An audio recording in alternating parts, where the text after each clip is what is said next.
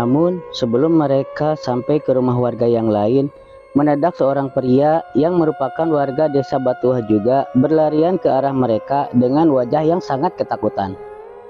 "Ada apa Pak Milino? Kok tampak gugup dan ketakutan begitu?" tanya Pak Kades heran ketika pria tadi kini sudah bergabung dengan mereka. Anu Pak Kades, itu," sahut si pria dengan napas yang tersengal-sengal dan hampir tak mampu untuk berbicara.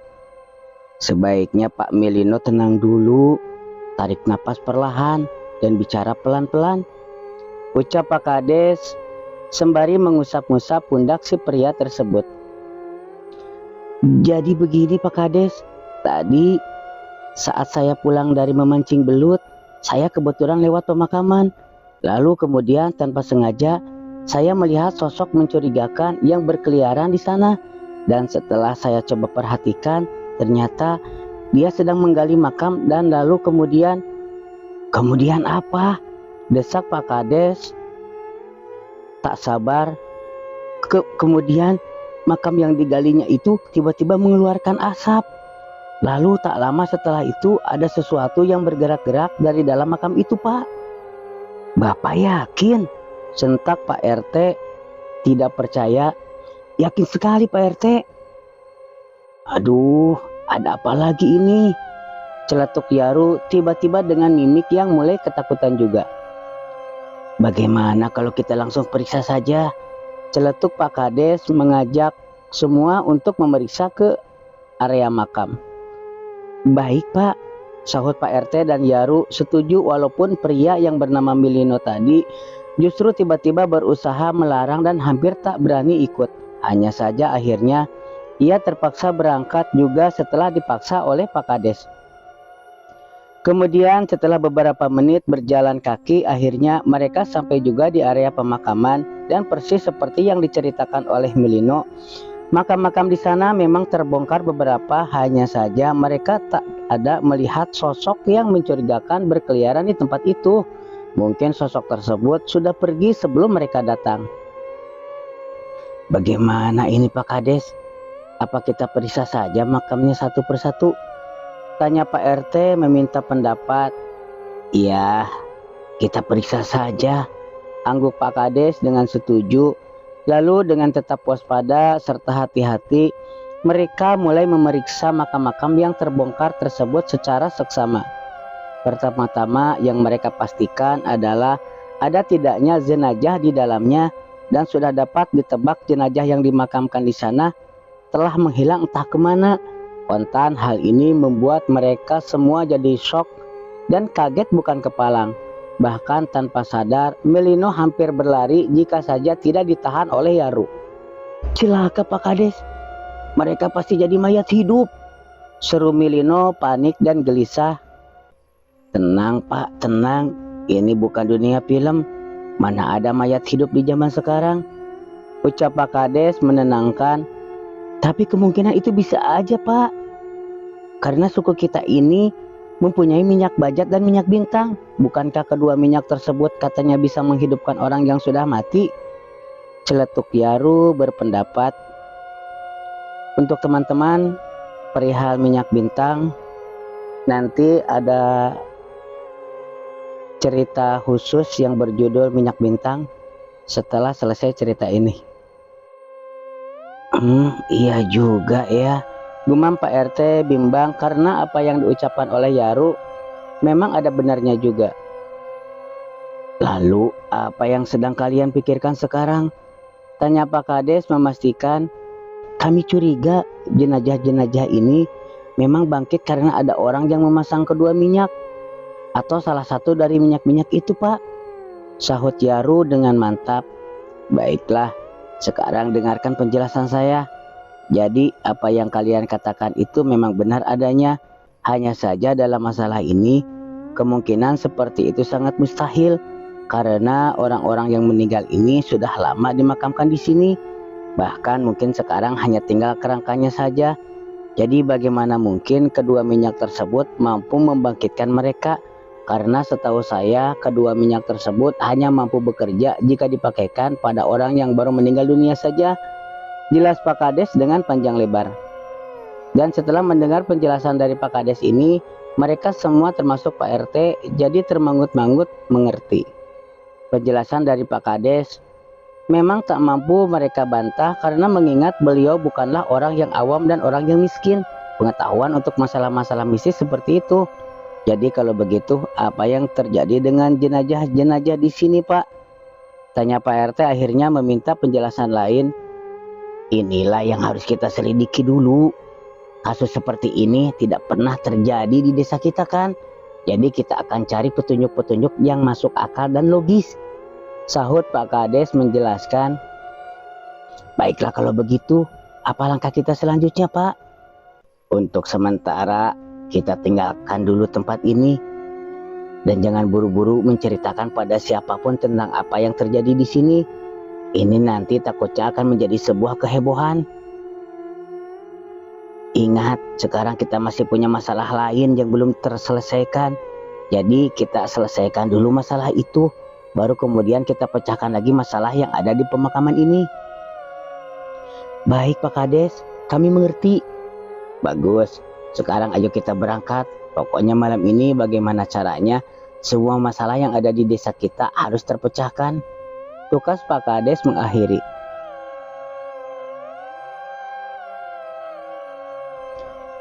Sementara itu, pada jam dan waktu yang sama, di kapal yang membawa rombongan Dr. Lisa terjadi sebuah peristiwa yang menegangkan dan sekaligus mengharukan. Itu semua terjadi karena saat itu Rofi rela menyerahkan dirinya untuk dibawa demi menggantikan Lisa. "Kenapa kakak melakukan ini?" tanya Lisa dengan berlinang air mata. "Ini memang tugas kami sebagai pelindung Bu Dokter.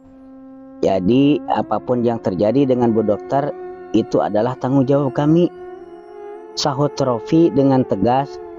"Tapi kakak tidak harus mengorbankan diri sendiri seperti ini. Bagaimana kalau terjadi apa-apa dengan kakak saat ditawan nanti?" "Itu adalah risiko pekerjaan.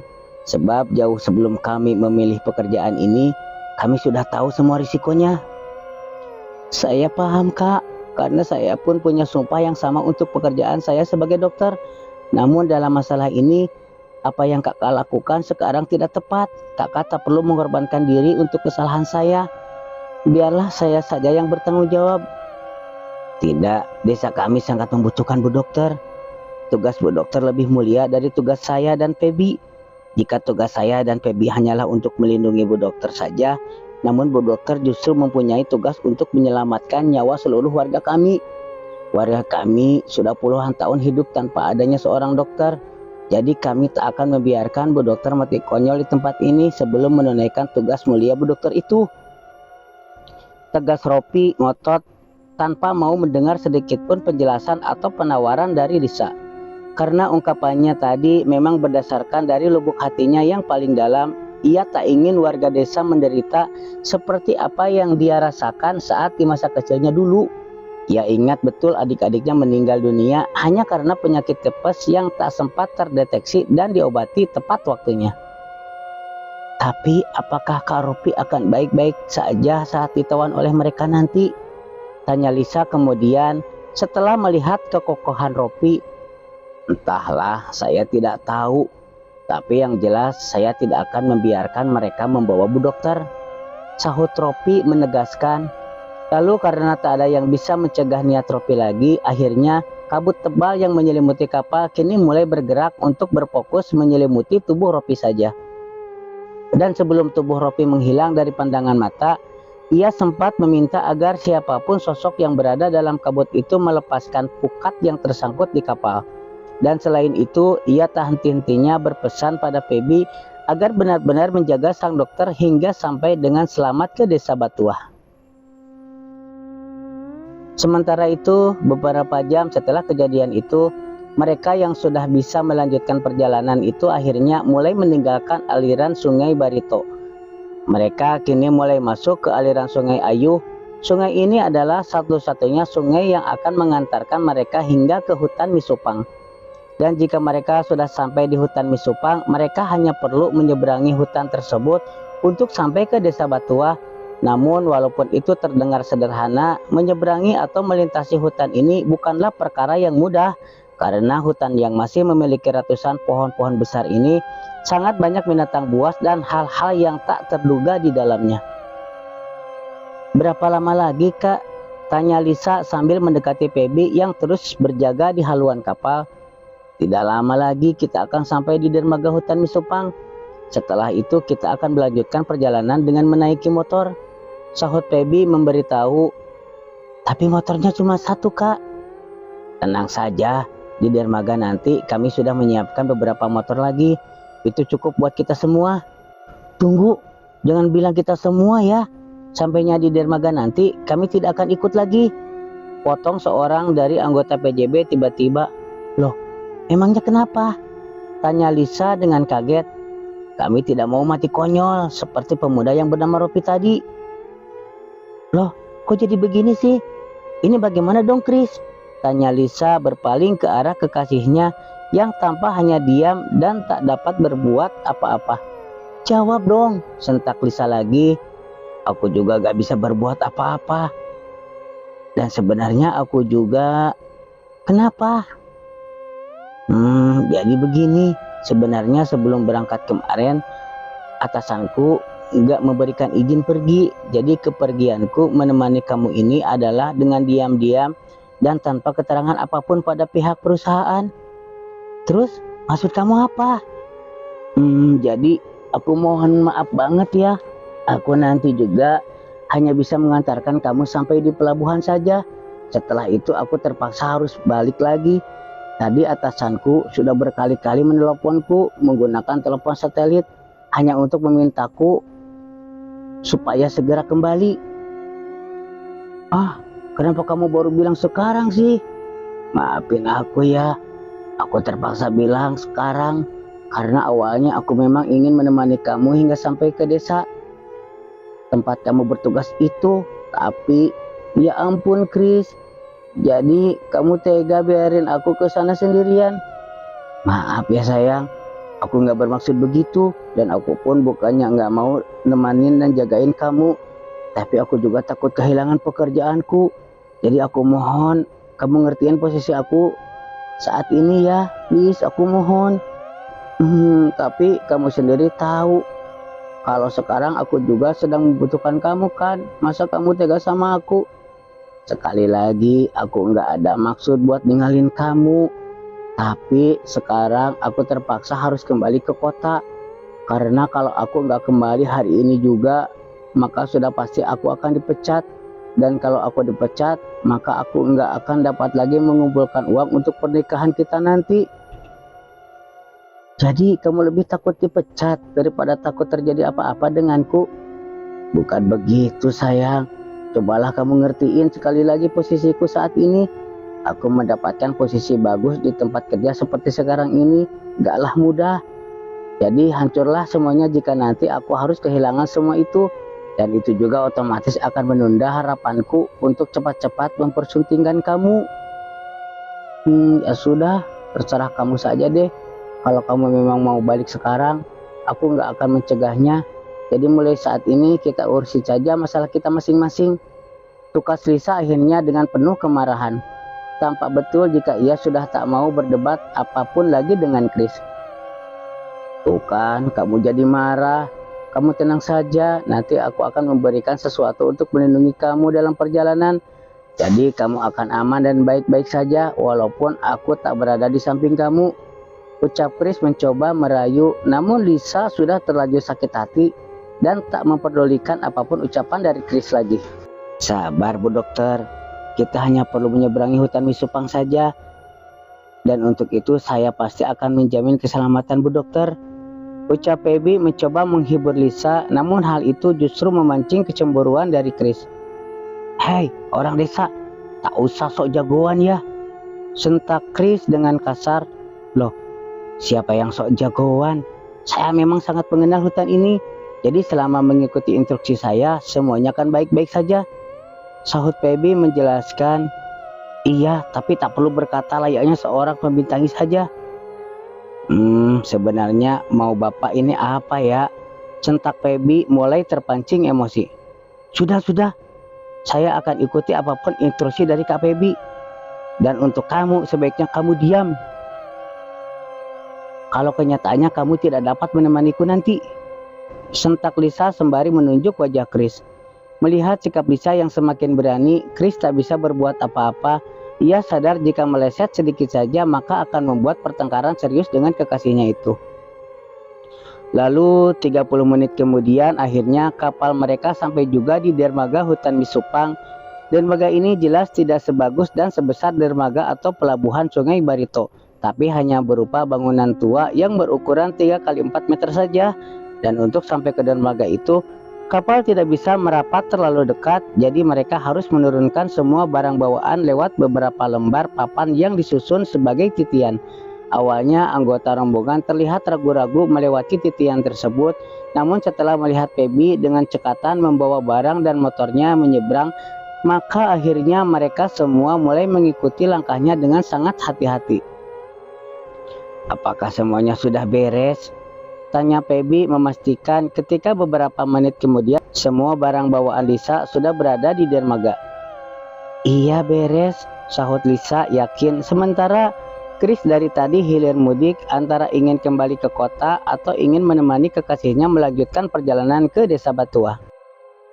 "Sudahlah, jika kamu memang ingin kembali silahkan saja, aku nggak akan maksain kamu ikut," ucap Lisa akhirnya, namun kali ini nada suaranya sedikit melunak. "Apa kamu yakin? Aku takut ini akan membuat masalah bagi hubungan kita. Jujur saja aku takut banget kehilangan kamu," ucap Chris sambil menggenggam tangan Lisa. "Gak apa-apa kok, kamu tenang saja," sahut Lisa pelan dan mencoba sekuat tenaga menahan perasaan yang sesungguhnya. "Kamu yakin?" "Iya, aku yakin." "Baiklah kalau begitu, aku balik dulu ya. Dan kamu juga harus jaga diri baik-baik. Aku janji akan menemui kamu setiap minggu." "Iya." "Dan untuk kamu, hai pemuda desa, tolong jaga kekasih saya baik-baik.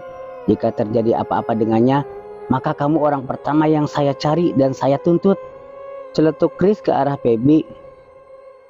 "Anda tenang saja, kekasih Anda akan baik-baik saja. Dan kalau saya mati karena melindungi kekasih Anda, maka Andalah orang pertama yang akan saya hantui," sahut Febi tak mau kalah. Sudah, kok malah ngawur sih ngomongnya," potong Lisa menengahi. "Baiklah sayang, kami balik dulu ya, kasihan mereka sudah lama menunggu. Ingat, kamu harus hati-hati di jalan dan jangan terlambat ngabarin aku jika kamu mulai nggak betah. Aku selalu siap membantu mengurus kepindahan kamu," ucap Chris kemudian sambil bersiap kembali ke kapal. "Iya, kamu tenang saja," sahut Lisa dengan singkat. "Ya sudah, aku pergi dulu ya," ucap Chris sambil mencoba mencium pipi kekasihnya, tapi hal itu segera ditepis oleh Lisa dengan cepat. "Tak usah macam-macam, pergi saja sana," celetuk Lisa dengan dahi berkerut, sementara Chris hanya manyun sedikit karena untuk kesekian kalinya ia tak pernah berhasil mencium kekasihnya itu, walau hanya sekali saja. Hal ini memang tidak mengherankan sebab selama ini Lisa adalah seorang gadis yang pintar dan tegas dalam menjaga kehormatannya. Jadi sejauh ini tak mengherankan kalau tak ada satu lelaki pun yang berhasil menyentuhnya walaupun mempunyai status sebagai kekasih. Baiklah. Ini sudah jam 3 dini hari. Kalau memang sudah tak ada yang perlu dilakukan lagi, sebaiknya kita berangkat sekarang, ucap Febi akhirnya setelah melirik jam tangannya. Sementara kapal yang mereka tumpangi tadi kini sudah mulai berlayar pergi membawa Chris dan anggota PJB pengecut tadi kembali ke kota. "Hanya kita berdua saja?" tanya Lisa agak ragu-ragu. "Tidak, di pos 1 ada beberapa rekan saya yang menunggu. Nanti mereka yang akan mengambil dan membawa barang-barangnya Bu Dokter dari sini." "Oh, begitu ya?"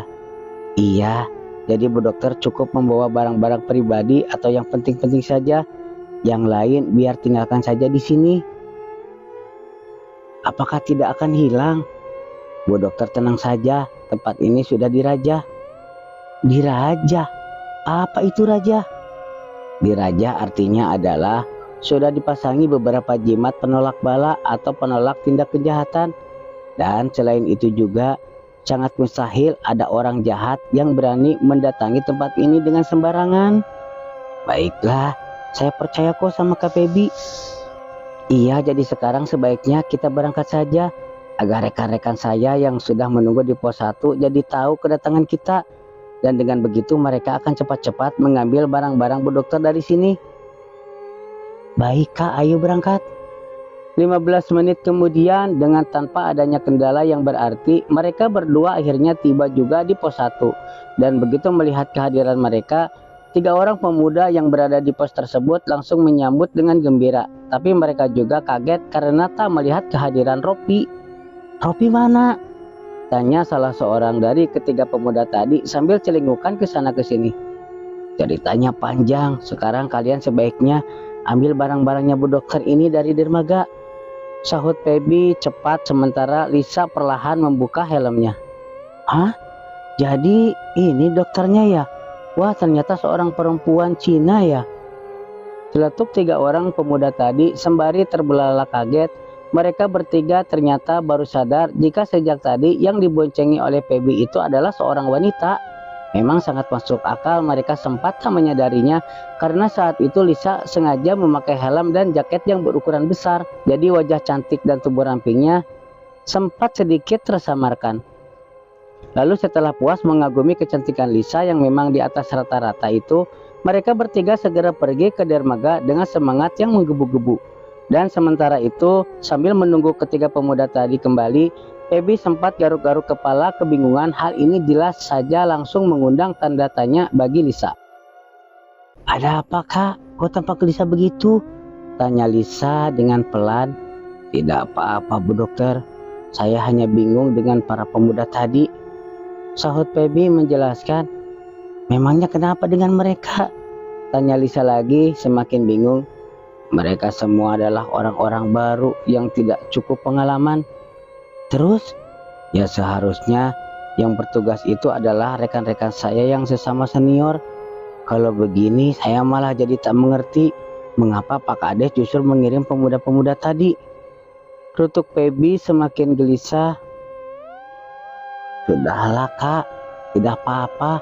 Lagian yang saya lihat mereka cukup bersemangat dan bertanggung jawab juga kok, ucap Lisa mencoba menenangkan kegalauan Febi.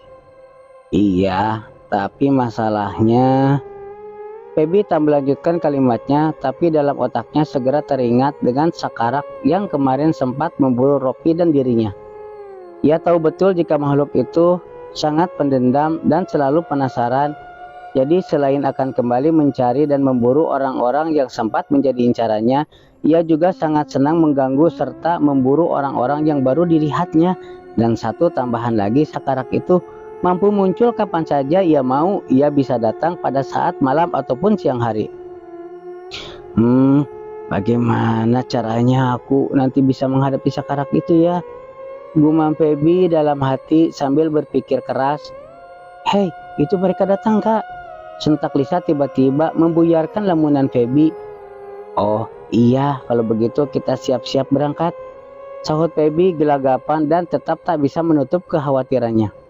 Lalu 5 menit kemudian, perjalanan mereka kini sudah mulai masuk ke wilayah hutan Misupang yang sesungguhnya. Pemandangan hingga hawanya sangat berbeda jauh dengan keadaan di sekitar dermaga maupun di pos 1 tadi. Kali ini dinginnya udara pada dini hari itu benar-benar terasa menusuk tulang.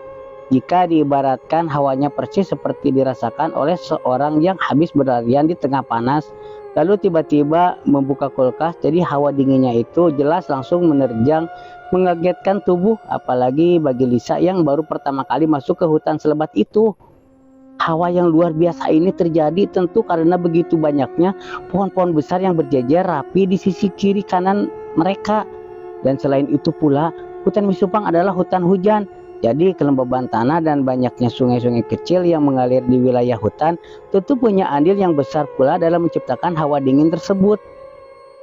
Dan menit-menit pertama kesan yang didapatkan oleh Lisa ketika itu adalah rasa terkesan dan takjub. Kemudian semakin jauh lagi, semakin masuk ke dalam hutan, rasa takjub tadi semakin besar saja. Namun kali ini mulai bercampur dengan rasa penasaran dan sedikit perasaan seram. Ya memang tak mengherankan jika Lisa memiliki perasaan campur aduk seperti itu, sebab ketika sedang asik-asiknya melihat indahnya hutan yang terkena sorotan cahaya lampu motor, sesekali juga ia harus melihat kelebatan binatang liar mirip kucing yang meloncat dari satu pohon ke pohon lainnya. Menurut penjelasan Feby, mereka itu adalah kelompok bacandahan atau akrab disebut dengan nama Angkudi oleh suku Dayak Maanyan. Tapi meski menggunakan nama macan, mereka sebenarnya bukanlah termasuk ke dalam jenis pantera atau macan tutul, singa, harimau, atau jaguar. Tapi macan dahan Kalimantan ini termasuk ke dalam genus Neopolis diardi, yaitu suatu spesies tersendiri yang bahkan terpisah dari spesies Neopolis nebulosa atau macan dahan benua yang tersebar banyak di Asia Tenggara. Jadi macan dahan jenis Neopolis diardi bornesis ini tidak ada di tempat lain di seluruh dunia selain hanya ada di Pulau Kalimantan. Lisa hanya menarik napas panjang setelah mendengar penjelasannya si Feby tadi. Ia benar-benar kagum pada pengetahuan si pemuda desa tersebut. Ya, siapa yang menyangka kalau seorang yang terlihat bodoh dan kolot macam Feby ini ternyata bukanlah orang yang miskin ilmu pengetahuan. Terus, apakah mereka ini berbahaya, Kak? Tanya Lisa lagi. Tidak juga, karena mereka sebenarnya adalah hewan nokturnal yang penyendiri dan cenderung menghindari kontak langsung dengan manusia, sahut Feby dengan cepat. Lalu, apakah jumlah mereka masih banyak? Sekarang sudah sangat sedikit, bahkan bisa dibilang kita sekarang benar-benar beruntung telah diberikan kesempatan oleh Tuhan untuk melihat binatang ini sebelum mereka nanti hanya terdapat dalam catatan sejarah saja, sahut Feby lagi menjelaskan. Lisa hanya menahan napas mendengar jawabannya Feby tadi. Entah kenapa ia juga merasa sedih mendengar binatang langka itu kini sudah hampir punah. Ia yakin kalau itu terjadi pasti karena maraknya pemburuan liar yang tak terkendalikan. Oh iya Kak, selain macan dahan ini, apakah ada hewan-hewan nakal lainnya? Tanya Lisa lagi ketika mereka kini mulai memasuki jalanan yang sempit dan gelap. Masih ada, mudah-mudahan Bu Dokter bisa melihatnya sendiri, sahut Feby sambil tersenyum, tapi tentu saja senyumannya itu tak bisa dilihat oleh Lisa. Sementara itu, ketika motor mereka berdua sekarang sedang menuruni jalanan yang cukup curam, mendadak salah satu motor dari ketiga pemuda di belakang mereka ada yang macet, maka mau tak mau mereka semua harus berhenti seketika untuk ikut memeriksanya. Motornya kenapa, Rip? Tanya Feby setelah memarkirkan motornya. Entahlah Bi, mesinnya mendadak mati tanpa sebab yang jelas. Apa bensinnya habis? Tidak, bensinnya penuh kok. Businya udah dicek. Businya masih baru juga. Lalu kenapa bisa mati? Entahlah, mesinnya tak punya pengapian sedikit pun. Kalau begitu, cepat periksa sekarang. Kalian tahu sendiri kalau kita tidak boleh berlama-lama di hutan ini, tegas Feby sembari mulai memerintahkan juga agar dua orang rekannya yang lain segera berjaga-jaga dan mengawasi apapun yang terlihat mencurigakan. Di sisi lain, udara yang semakin dingin tak menyurutkan semangat Pak Kades dan rombongannya untuk terus menyisir desa hingga tuntas. Dan sesuai data yang mereka dapatkan, ternyata penyebab dari sakitnya para warga itu memang tercatat karena telah mengkonsumsi daging ternak yang telah mati oleh makhluk misterius itu. Jadi tugas yang harus dilakukan oleh Pak Kades dan jajarannya adalah mulai menyelidiki ada apa di dalam daging ternak tersebut, apakah itu karena dagingnya terinfeksi virus, racun, atau hal yang lain. Baiklah, sekarang kita sudah mulai menemukan titik terang, jadi kita tinggal menyelidikinya lebih detail lagi. Dan ingat, untuk tidak melebih-lebihkan atau menambah bumbu kasus ini dengan cerita-cerita yang tidak bisa dipertanggungjawabkan kebenarannya, ucap Pak Kades sambil sesekali mengusap matanya yang sakit gara-gara hampir jam 4 pagi mereka semua masih belum tidur juga. Dan mereka pun saat kini masih berada di ujung desa. Sekarang, mari kita tunggu sama-sama kedatangan dokter yang akan bertugas di desa kita ini. Mereka sudah pasti akan datang hari ini. Lanjut Pak Kades lagi memberitahu.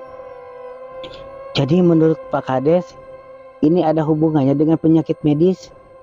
Tanya Pak RT memastikan. Kita masih belum tahu pasti, tapi kemungkinan untuk itu telah ada. Hanya saja sekali lagi saya tekankan untuk tidak mengklaim bahwa semuanya adalah ulah dari makhluk misterius yang memangsa ternak-ternak kita.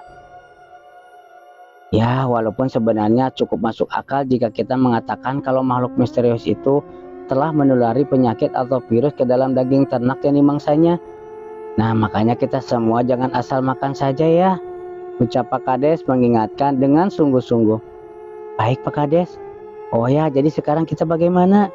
Tanya Pak RT menanyakan langkah selanjutnya. Kita pulang dulu ke rumah masing-masing. Nanti jam 7 pagi kita semua kembali berkumpul di balai desa. Kita akan mengadakan rapat besar untuk semua kasus yang ada di desa kita ini, sahut Pak Kades memberikan arahan. Baik Pak, tapi apakah kita juga akan membahas tentang kejadian yang ada di makam itu? Tanya Yaru ikut berbicara. Nah itu dia yang ingin saya sampaikan juga. Jadi sekarang saya tugaskan kamu membawa beberapa temanmu ke pemakaman untuk memastikan apa yang kita lihat tadi. Setelah yakin kalau makamnya masih dalam keadaan terbongkar dan kosong, maka segera kamu dokumentasikan dan bawa ke balai desa jam 7 nanti. Kita akan bahas itu bersama warga. Baik Pak Kades, siap laksanakan. Bagus, kalau begitu mari kita pulang dulu. Selamat pagi. Selamat pagi juga Pak Kades. Lalu saat mereka mulai melangkah ke rumah masing-masing, pada waktu yang bersamaan juga rombongannya Dr. Lisa pun mulai sampai di tengah-tengah hutan. Hanya saja bedanya mereka kini masih jauh dari desa Batuah. Mereka sekarang lebih tepatnya berada di lokasi paling berbahaya dari hutan Misupang. Istilah paling berbahaya ini muncul karena keadaan di sekitar situ sungguh benar-benar mirip dengan hutan Amazon. Setidaknya itu yang ada dalam benak Lisa yang suka mengkoleksi foto-foto hutan dari seluruh dunia itu. Kita singgah sebentar, ucap Feby sembari menghentikan motornya tepat di sisi pohon beringin yang terlihat sangat besar karena tertutupi oleh lumut yang sangat tebal. Memangnya ada apa Kak? Tanya Lisa dengan bingung. Maaf ya Bu Dokter, ada sesuatu yang harus saya kerjakan sebentar, sahut Feby sembari buru-buru melangkah ke depan dan melirik jam tangannya yang kini sudah menunjukkan jam 4.10 waktu Indonesia Barat. Ada apa ya? Apa yang akan dia lakukan? Gumam Lisa dalam hati sambil sesekali melirik ke arah Feby dan ke arah 3 pemuda yang berada di belakangnya. Mereka semua kini tampak terlihat tegang dan ketakutan, apalagi ketiga pemuda yang ada di belakangnya, yang saat itu salah satu dari mereka harus menarik motor yang rusak tadi dengan tali. Maaf Kak, sebenarnya apa yang sedang dilakukan oleh Kak Feby ya? Tanya Lisa akhirnya pada ketiga pemuda tadi. Dia sedang berusaha melindungi kita dari sakarak Bu. Sakarak? Apa itu sakarak? Tanya Lisa lagi dengan dahi berkerut bingung. Sakarak itu adalah salah satu penghuni hutan ini yang paling berbahaya. Dan kita harus cepat pergi dari sini sekarang juga, potong Feby yang tiba-tiba muncul. Emangnya ada apa Kak? Tanya Dr. Lisa dengan kaget. Ada mara bahaya yang akan segera menghadang kita. Hah? Mara bahaya? Iya, jadi sekarang kita harus ekstra hati-hati. Walaupun tadi saya sudah melakukan apa yang harus dilakukan, dan mulai detik ini tidak ada seorang pun yang bertindak sendiri-sendiri tanpa instruksi dari saya. Apa kalian mengerti? Ucap Feby kemudian sembari menatap seluruh anggota rombongan satu persatu. Iya, kami mengerti. Bagus, kalau begitu mari kita berangkat sekarang. Dan ingatlah untuk tidak terpancing oleh sesuatu berupa apapun. Tukas Feby lagi memperingatkan sebelum mereka mulai menjalankan motornya masing-masing. Menit demi menit berlalu, Lisa merasakan perjalanan mereka itu seakan tiada akhirnya karena setiap rentang alam yang mereka lewati terlihat sama saja. Terlebih posisi jalan yang lurus dan seakan membentuk lorong di antara pohon-pohon besar itu membuat nuansa perjalanan mereka kini kian mencekam saja. Emang kalau dipikir-pikir saat itu hari sudah beranjak pagi, tapi dengan kondisi hutan yang pepohonnya besar-besar itu jelas membuat seakan masih tengah malam saja. Jadi ini yang mungkin membuat Lisa seakan merasa mereka tak akan bisa sampai di desa Batuah dengan mudah. Dan keyakinan ini akhirnya terbukti ketika ban belakang motor mereka mendadak pecah setelah melindas sebuah akar pohon yang melintang di jalan. Sialan, ucap Feby seraya melirik ke sana sini dengan wajah gugup. Entah kenapa, tampaknya ada hal lain yang lebih dicemaskan daripada masalah ban motornya. Ada apa, Kak? Tanya Lisa bingung karena ketika turun dari motor, Feby bukannya langsung memeriksa ban, tapi malah sibuk berkomat-kamit sambil menatap ke segala penjuru hutan. Kak Feby, tanya Lisa lagi karena selain masih sibuk sendiri, tubuhnya juga saat itu mendadak panas dingin tak karuan. Maaf Bu Dokter, sepertinya ada sesuatu yang mengikuti Bu Dokter, ucap Feby akhirnya setelah selesai berkomat-kamit. Hah? Apa Kak? Entahlah, saya masih tak mengenali jenis hawanya, tapi yang jelas ini berasal dari para penghuni asli hutan ini. Terus saya harus bagaimana, Kak? Nanti Arif dan yang lainnya yang akan membawa Bu Dokter pergi dari sini. Biar saya mencoba menahan siapapun yang mengincar Bu Dokter sejauh yang saya bisa, sahut Feby bersungguh-sungguh. Tidak, sudah cukup Kak Rofi saja yang berkorban untuk saya. Jangan sampai Kak Feby juga, sentak Lisa keberatan. Saya di sini bukan untuk sekedar berkorban semata, tapi saya akan melawan dan sekaligus berusaha mencegah agar yang mengincar Bu Dokter ini tidak sampai ikut ke desa Batua. Karena kalau ia sampai berhasil mengikuti sampai ke desa, maka sasarannya bukan hanya Bu Dokter lagi, tapi warga-warga yang lain juga ikut terkena imbasnya. Jelas Feby panjang lebar. Hah? Separah itu kah? Iya, jadi sekarang sebaiknya Bu Dokter cepat pergi sebelum terlambat.